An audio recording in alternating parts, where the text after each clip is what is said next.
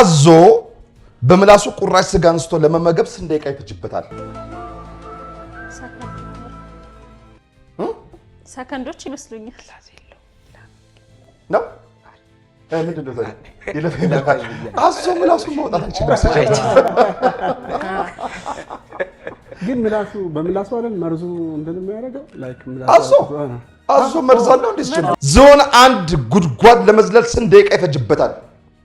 ዝሆን ጉድጓድ አይዘልም። ትክክል በትክክል ዝሆን አይዘልም። ፓሬ ኤግ ፕላንት ተብሎ የሚታወቀው የዶሮ ዝርያ በአንድ ወር ስንት እንቁላሎች ለሽያጭ ያደርሳል?